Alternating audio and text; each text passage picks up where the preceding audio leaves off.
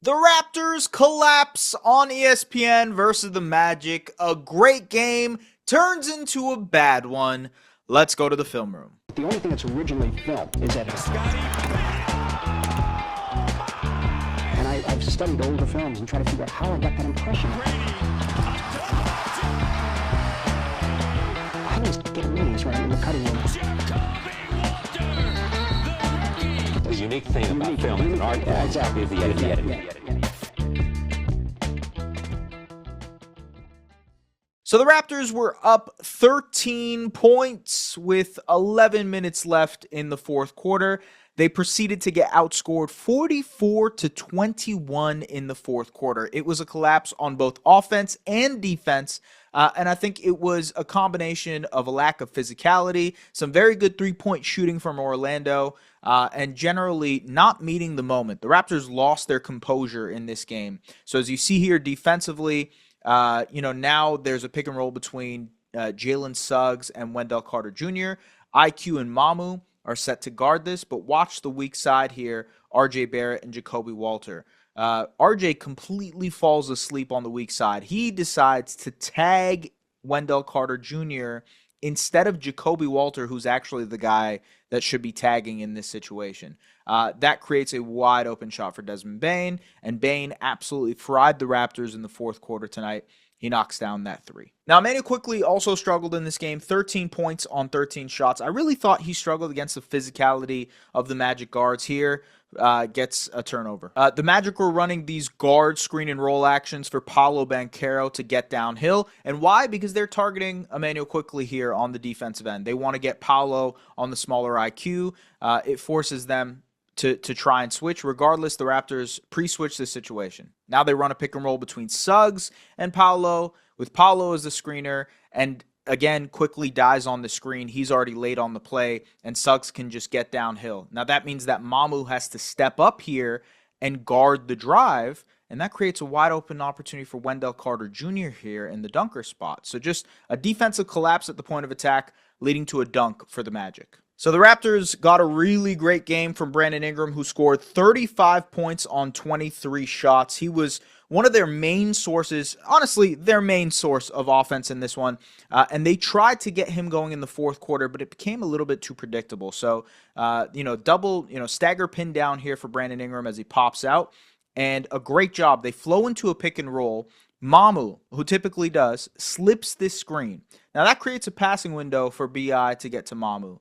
But unfortunately, Mamu isn't able to do anything from it. He kicks it out to Scotty Barnes, who, by the way, the Raptors in general, as a three-point shooting team tonight, absolutely failed. They were 7 of 28 tonight from three. They couldn't hit anything from beyond the arc, and that really made them struggle offensively. Now the Magic are targeting Mamu on this play. So they run a pick and roll between Desmond Bane and Wendell Carter Jr., Bane just attacks Mamu. A nice little step through and finish. That's a really tough move. Same play here again from the Magic. So guard screening action where they put Emmanuel quickly in the action. And again, quickly just gets bodied. Mamu has to step up. Mamu draws the foul. Yeah, and again, the predictability of the Raptors' offense in clutch situations. So we know that this cross screen is coming for Brandon Ingram to get into this area of the floor. Again, BI has been awesome in this game. I understand them wanting to go to him, but there's just a level of predictability that comes with heavy isolation buckets in the fourth quarter. And so as you see here, he goes one-on-one against Anthony Black, and watches Desmond Bane here. Lingers, timing it up so that he can go and contest this shot. So as you see, Ingram turns, Bane is already there to provide the contest. And another one here. So Suggs against Paolo, the pick and roll once again, putting IQ in actions, making him guard. And again, it's Suggs who settles into a pull-up jumper. Bang. And Suggs was doing a lot of good stuff. So here, step-up screen from Wendell Carter Jr. He gets all the way downhill. Bullies Colin Murray-Boyles. He gets to this corner area. Now Shed actually goes to help. That means the Raptors defense is already at a disadvantage here. This is what I mean by losing your composure. The Raptors defense was just like lackadaisical in dealing with the physicality of the Magic tonight. and boom, Wendell Carter Jr. dunks it. Raptors get lucky here with Scottie Barnes getting downhill, but I thought Colin Murray-Boyles, for all of his defensive moments here, really struggled offensively. He was 5 of 7 from the field, but there were moments in the game where he could have gone stronger to the basket. Of course, people will bring up what he did in that second half where he passed it out on a wide open shot. But even in moments like this, you can see why having a bigger finishing big man would help them in these situations. Colin loses it. Magic get the ball. Raptors trying something different here in the fourth quarter. They run a pick and roll action between Scottie Barnes and Brandon Ingram. Empty side pick and roll as well. But again, the Magic don't respect any of the shooters here on the Raptors, right? Jamal Shead being left wide open. RJ Barrett not even being a threat above the break. Brandon Ingram is being sold out on, even though he's had a good game. They're completely leaving Colin Murray-Boyles in the dunker spot as well. And so Scottie has to drive into a really, really tough lane, forces a turnover. Maybe that's a foul, but regardless, the Magic are going to get the benefit of the doubt in these situations, especially at home, especially with the physicality that they've been playing with, especially the fact that they're on a run. The refs are going to reward that. Again, more defensive lapses for the Raptors in the fourth quarter here. So pick and roll between Bane and Wendell Carter Jr. Shead decides to go under, which I truthfully don't understand. There's absolutely no reason to go under on a Desmond Bane 3. Even if you're saying switch this action, right, and have Colin pick up, I just don't see the reason to go under. At least you give that rear side contest and give him an opportunity to step up on that. That's just not a good play by Jamal Shead defensively. And that's the Magic's first lead in the second half. So in transition here, Scottie is telling Shead to pick up, and Shead is telling Scottie to pick up. And they completely botch this coverage. Bane just flows right into an open spot in transition, knocks down a 3. And if you see here, Scottie is looking at Shead, and Shead is looking at Scottie. The Raptors are completely falling. Yeah, so the Magic really did a good job of attacking both Emmanuel Quickley and RJ Barrett on defense. If it wasn't Quickley, they were attacking RJ Barrett, trying to get the switch and get Scottie off of him, right? And that's understandable. Scottie's an incredible defender. You want to get the other non-talented defenders to attack. Scottie stays with him here, but RJ still stays on this, right? He's trying to get one of those blind doubles that we've seen the Raptors patent. I don't like this double in this moment, especially because 1, Desmond Bane wide open above the break. 2, Jalen Suggs wide open above the break. Look how many shooters and outlets the Magic have, and the Magic have been having a really, really good shooting game tonight overall. Orlando shot 17 of 34. They shot 50% from 3. They're not usually a good three-point shooting team, but they were tonight, and I thought this was a bailout from the Raptors defense. Paolo just finds Suggs. Raptors defense in rotation. Anthony Black knocks down the 3. This is a great encapsulation of the Raptors' clutch offense becoming rudderless. So, of course, Brandon Ingram isolations, that's what they're leaning with. But, there's no one who's being respected outside of that. So, B.I. gets to his spot, right? And watch as he goes up for this shot or pass where the Magic defense is, right? Boxes and elbows. That's exactly the defense. They are pinching in on all of these drives. Wendell Carter Jr. is ready to contest. Paolo Banchero here is ready to contest. He's not even looking at Scottie Barnes in the weak side corner. Jalen Suggs here at the nail. Desmond Bane at the nail. They're not trusting RJ. They're not trusting Emmanuel Quickley. They don't care at this point. And so Scottie gets it in the corner here. Raptors are still able to get downhill, like create some sort of advantage, tilt the Magic defense, but it gets to RJ Barrett, who has struggled from 3 here since returning from injury, and he absolutely clanks this jumper. So just like not enough sources of offense for the Raptors outside of Scottie or Brandon, and I thought it was a pretty tough game for Scottie Barnes in that fourth quarter. Of course, a very different tale of two halves for the Raptors here, or at least tale of 3/4 of a game and 1/4 of a game where they absolutely collapsed. As we welcome you inside the film room, folks, this was a tough one. I was very excited to come in here and talk about Scottie Barnes as Defensive Player of the Year, Brandon Ingram having maybe his best or one of his best offensive games for the Raptors this season. His shot making was incredible. When the Raptors offense slowed down and they didn't have anything in the half court, it was like, Brandon Ingram, please save us. And boy, did he do that time in, time out. Unfortunately, in the fourth quarter, that becomes pretty predictable.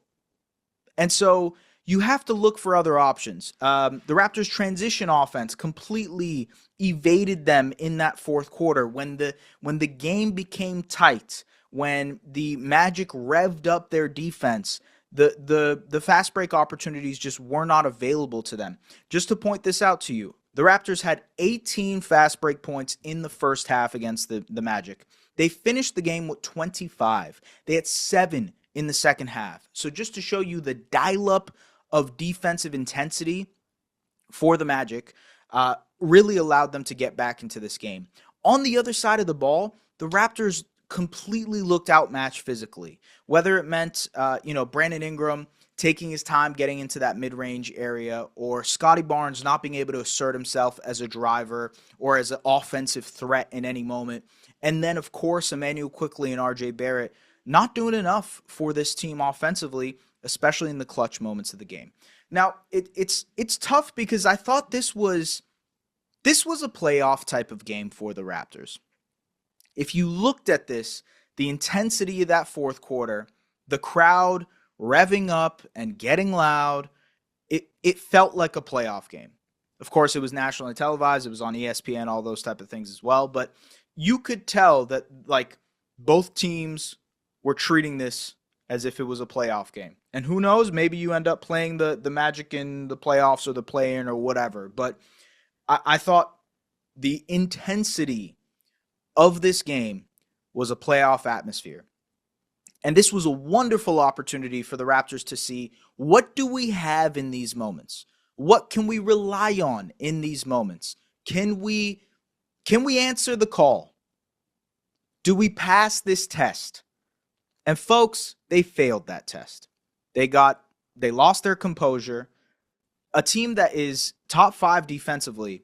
And how many defensive breakdowns did I just show you guys in that fourth quarter? Very bad. So a team that is supposed to be good defensively was not able to hang their hat on the defensive end. You could actually hear Darko, ESPN showed this, but one of the sound ups of the game or whatever, and he was saying, hey, if we win this game, we win it on defense. They lost this game, and they lost it because of their defense. I thought they completely looked outmatched physically, and that applied on both ends of the floor. But they lost their composure. The physicality really evaded them, and it bothered them, right? And I've talked so much on this recap about how when the Raptors aren't able to physically impose themselves, 9 times out of 10 they lose that game. And so I'm curious, because you look at a team like the Orlando Magic, which I told you guys I think that they have a good matchup against the Magic. They have a good matchup against the Pistons, just because of the fact that those are not teams that shoot the ball well. Now, granted, tonight Orlando shot the ball well. They shot 50% from 3, and that's definitely a part of them swinging back in this game. The shot making favored Orlando. On the other side, the shot making did not favor Toronto. And so you will have moments like this against teams that are just as physical as you, that are just as, defensive oriented as you, that if they are making their shots and you are not, you are losing that game. So there are a couple of different things happening here. One, when the Raptors can't win the math battle, i.e. shooting, i.e. three-point attempts, when you look at the Knicks game and the Celtics games and the Sixers games before that, and potentially in the future, Cavaliers playoff games, those are very, very good three-point shooting teams. There is an offensive math battle that the Raptors would have to confront in those matchups. And folks, it's good that we're talking about playoffs here. I will say, the fact that we're even here talking about postseason basketball and how the Raptors match up versus one team or another is a good thing. It's a very good thing. This team won 30 games last year. So it's good that we're having these conversations, but this is the natural progression of a team that's trying to make it to the playoffs, that's trying to take that next step into their, life cycle, if you will. But just to go ahead here. So one type of matchup that they are not good against is the math battle matchup, which is 3-point shooting oriented, which is offense, and especially half-court offense. How do you work against those teams? The other type of team that they struggle against is a team that can be more physical than them, that has more size against them.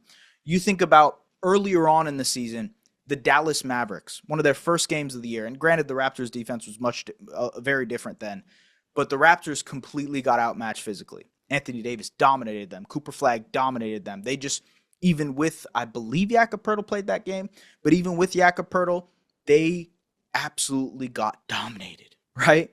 And Orlando tonight did that. They dominated them physically, especially in the second half. Now, I will say, it's so hard to just talk about one quarter of the game because for 75% of this game, the Raptors were excellent. Scotty Barnes looked like a defensive player of the year. They were pushing in transition. Brandon Ingram was cooking in the half court. And even though I thought there were moments where they clearly didn't get enough from their bench, outside of Jacoby Walter, who ended up with 13 points in 15 minutes, I think Jacoby should have played more. They went to the IQ and Shed lineups. And while I've been a big proponent and kind of fan of the IQ Shed lineups, they're the best two-man rating of lineups that have played 200 minutes or more for the Raptors. That's a very, very good stat. I think, Shed and IQ have worked well together. But the importance in a Shed and IQ situation is for Immanuel Quickley to knock down shots, is for Immanuel Quickley to be an aggressive scorer, is for him to be able to knock down off-ball opportunities. And he didn't do that tonight. And, especially when RJ Barrett tonight he had 16 points on 14 shots. I thought RJ really struggled defensively in this one, but I also thought he didn't necessarily look 100% on offense.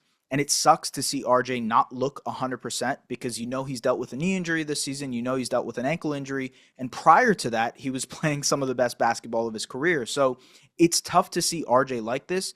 But when he's not giving you something offensively, the bottom falls out of everything else. And the same thing applies to Immanuel Quickley, where you can see, okay, he's not making his shots. He's not impacting the game offensively. He's being outmatched physically on the offensive end, and they're targeting him defensively. It becomes really hard for him to play in those type of moments.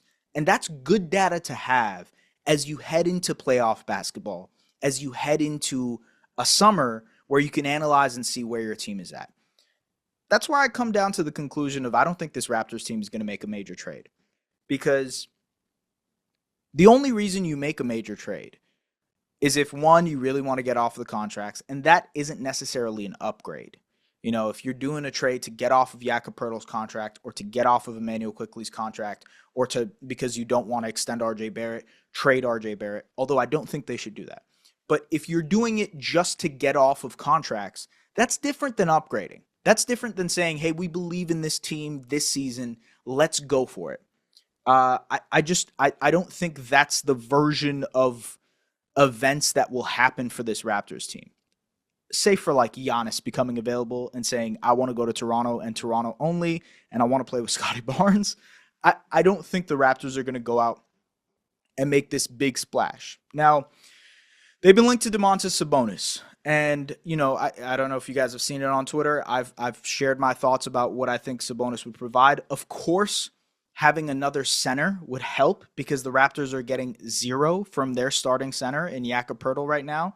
So naturally, adding a guy would help this team because of their size disadvantage right now. No question.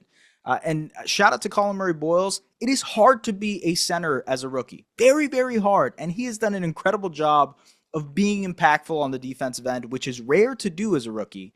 And still find ways to impact the game. Does he have stuff to learn? Does he have things to learn? Does he need to be more aggressive offensively? Absolutely. But you take that and you kind of deal with it as it goes because he's a rookie at the end of the day. But he is giving you a lot from that position as a rookie. Bringing in Domantas Sabonis, who makes $50 million, takes away two things from you. One, it takes away Jakob Poeltl and the potential of him coming back. And two, it takes away RJ Barrett or Immanuel Quickley. And are you better offensively with Domantas Sabonis on the floor? are any of the things that I just mentioned to you guys in terms of physicality and shot making and 3-point shooting and shot creation, especially in clutch moments, does any of that get solved with Domantas Sabonis? The answer for me would be no. I do not think it would be solved. Naturally, I think that would just be a play to get off of Jakob Poeltl's contract. Same thing with Anthony Davis. I don't think trading for those two guys means anything about them going out and getting an upgrade. It's more about we're trying to get off of contracts. And so I don't think the Raptors are going to make a major upgrade. I think what they will do is probably add a big, whoever it is, Nick Richards, Day'Ron Sharpe, Goga Bitadze. Yves Missi would be great, but that's kind of wishful thinking. Get a big that can help them in these moments and see how this team looks in the playoffs. You can already kind of see these are the moments, these are the type of games that make you a little bit skeptical about this team winning a first round series. And I know I don't want to over index on a single game, but they've had games like this. They've had a few games like this. They've had a few games where they've been outmatched physically, have been out executed in the clutch, and they just don't look like a team that is experienced enough to win a basketball game. That's happened a few times this season. And so games like this, losses like this, confirm to me that I don't necessarily see this team making a deep run in the postseason. I asked you guys, it's funny because literally the game before, I think against OKC, I was saying, don't ask me about playoffs because I don't know yet. And I still don't know yet. But I think these type of games do make it so that I don't believe as much in their chances of making a huge run. And to that point, I don't believe that they're going to go out and make a trade to go out and do that run. I just don't see it. That being said, who knows, man? Who knows? Who knows? But I think ultimately games like today did show us that this Raptors team still has a long way to go. And they have a long way to go before executing and winning playoff and meaningful basketball games. They've been very, very good against against easy competition, but they're 1-9 against the top 4 teams in the league in each conference. And it just feels like this is one of those years where they have to get data and retain data and figure out, okay, well, this guy struggled in this area in the playoffs. And, Brandon, he looked great here, but I think we need more shooting. We need more ball handling. We need another score. We need this, right? This is a moment for you to collect as much information as possible about what is attainable for this group and what can you add to this group to make it get to that next step. These are good problems to have. I will reiterate that. I think these are good problems to have. It would have been much worse if we were sitting here 2 games, 3 games before the trade deadline, and the Raptors were not in the top 6 in the Eastern Conference. And Scotty Barnes was not about to make an all-star team. And Scotty didn't do an ESPN interview saying he should win Defensive Player of the Year. This is a great scenario to be in and a great position to be in if you're a Toronto Raptors fan and if you're the Toronto Raptors. But if you're striving for more, and if you want to see this team potentially make a big run, I don't think they're there yet.